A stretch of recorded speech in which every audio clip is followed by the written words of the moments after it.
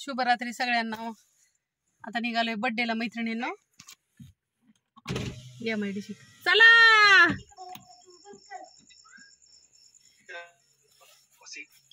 आई साहेबांची कृपा.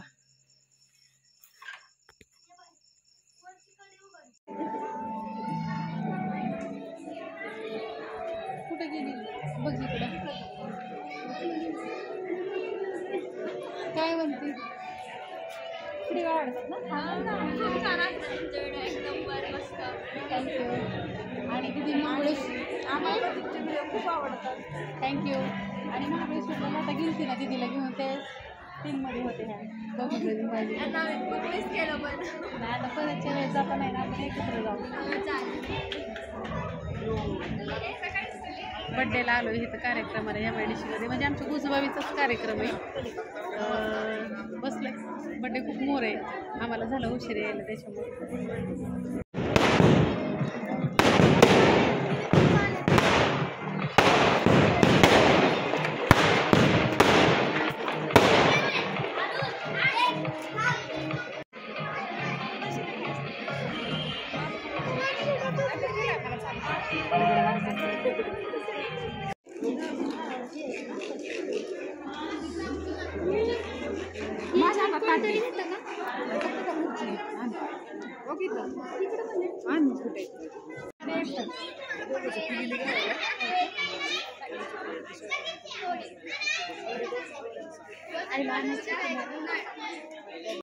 झालं जेवण वगैरे निघालो घराकडे. बड्डे ना तुषार गटकळांच्या मुलाचं होतात. 2 मुलं येतं आवळी जावळी. 2 मुलं येतं आमच्या गावातलेच येतं गुजबावी मधले. पण राहिलं इथं MIDC मध्ये येतं. लता पुढं आली होती. आम्ही ती फ्रीज घ्यायला आलो आणि मी गेले ड्रेसवर. मग ड्रेसवरती कसं यायचं. घरी गेलो. घरी जाऊन होळीची पूजा केली. देवपूजा केली. सगळं केलं मग परत आलं. काय म्हणते मग. काय नाही जायचं घरी.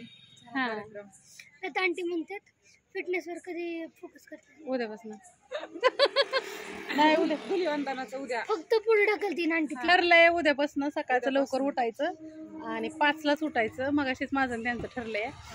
आणि व्यायाम करायचं. लिस्ट काढली होती लता आंटी. उद्या आमच्या बरोबर जॉईन हो. 6च्या बॅचला. 6च्या बॅचला होते. उद्या धुलिवंदन आहे ना. रंग वगैरे लावून एन्जॉय उद्या. बघ मग मुहूर्त चांगला आहे. चला आमचं भाऊजी आईस्क्रीम चारत आहेत आम्हाला.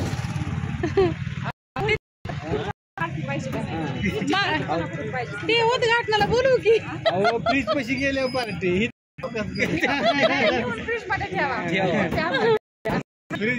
तुम्हाला डायनिंग टेबल वर बसून पार्टी. डायनिंग टेबल वर बसून. हा भाऊजींनी आम्हाला पार्टी दिली.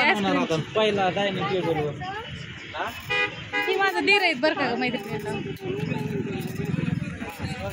काय झालं महिला मेनू काय करणार डायनिंग मी काय सांगितलं फ्रीज मधल्या कायम लक्षात राहिला पाहिजे. मी काय म्हणलं फ्रीज मधल्या वस्तू आणून मध्ये बनवून डायनिंग टेबलवर बसू.